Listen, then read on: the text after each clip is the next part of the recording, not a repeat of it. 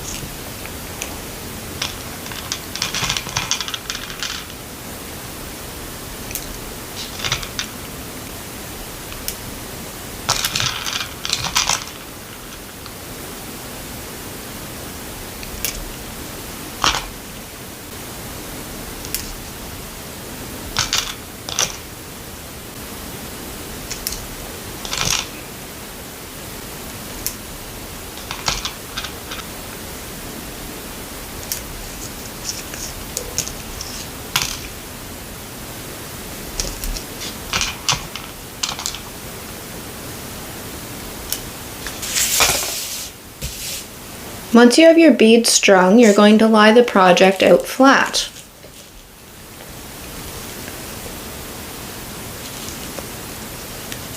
Now pull the other end a little bit to make it longer.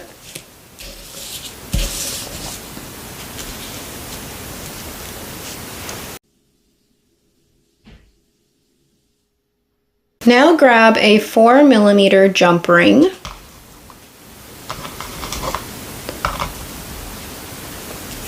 Take your pliers and make sure that the jump ring is even like it should be. Because I find sometimes with the small jump rings, they're kind of bent differently than they should be. So you kind of have to manipulate it back into its proper shape. which is not really hard to do. You just take your pliers, take one on each side, and just bend it back until it lines up properly. There we go.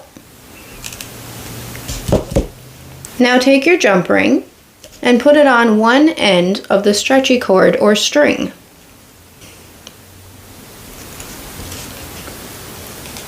And you want to push it all the way down to where the beads are. Now take the same end of the stretchy cord or string, pass the stretchy cord or string through the first bead on that side.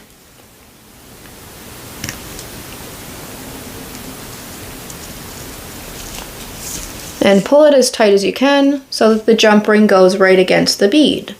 You're going to feed the same end of the line through the next 11 beads, because you want it to be through 12 beads, which is half of the project.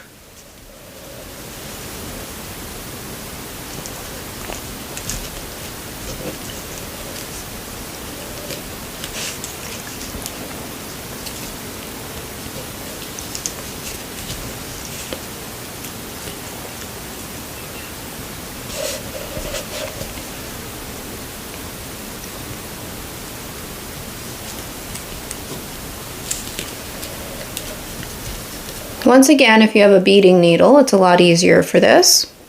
I don't have any, so I'm just going to do it by hand. Now, sometimes the string will go through multiple beads at a time, but I find most of the time it only wants to go through one.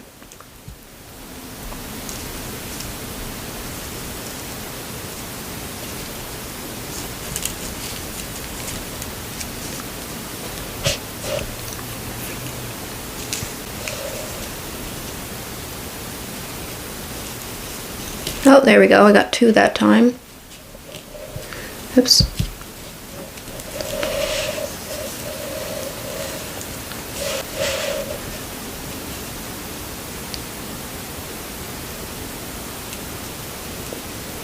There we go. I got two again.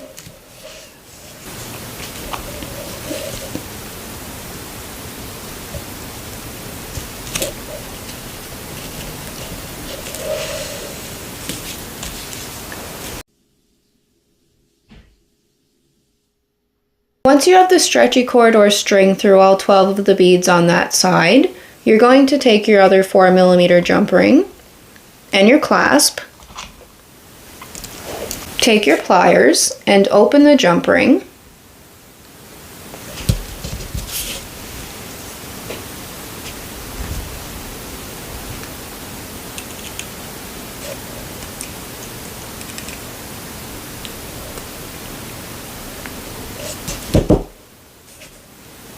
take the clasp and put the jump ring on the clasp.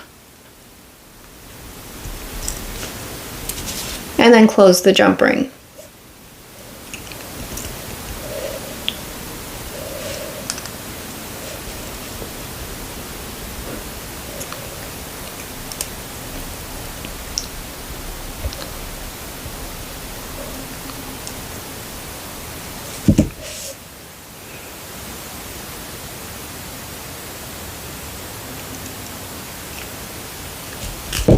Now grab the other end of the stretchy cord or string, and you're going to put the jump ring on it.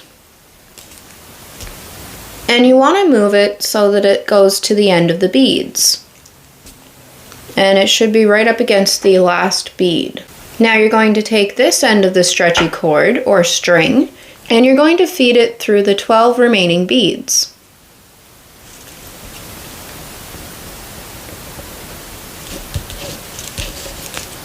Oh, I got 3 that time. Pull it as tight as you can.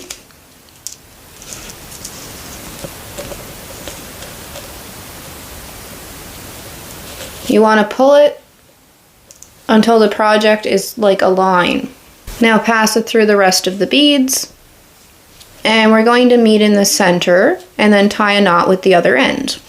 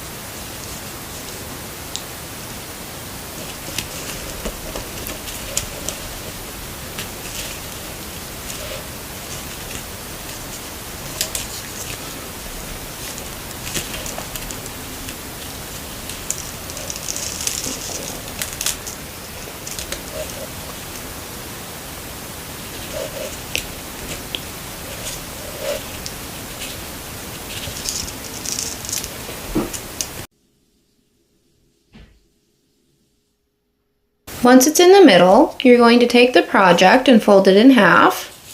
You can do that by grabbing each end of the string or stretchy cord.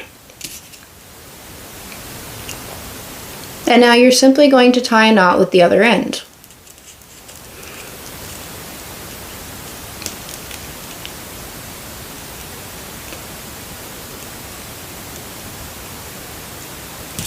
Pull it as tight as you can.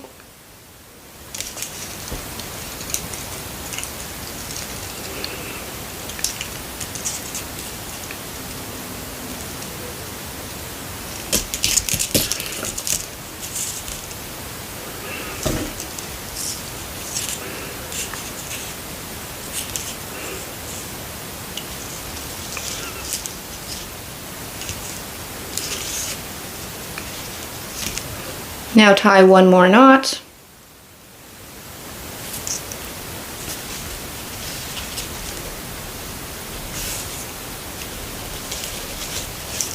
Now take one end of the stretchy cord or string and you're going to pass it through the next 2 beads.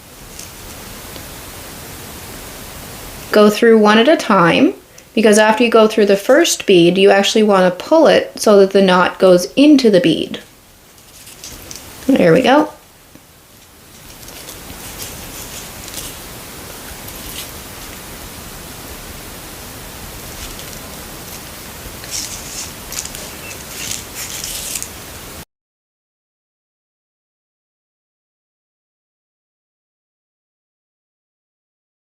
Take the other end of the stretchy cord or string and pass it through 2 beads again.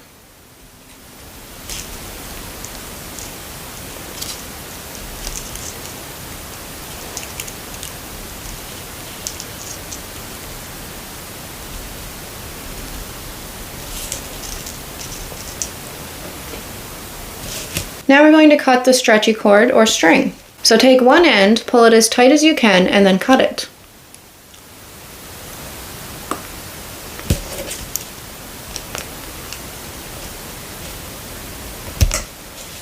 There's one side.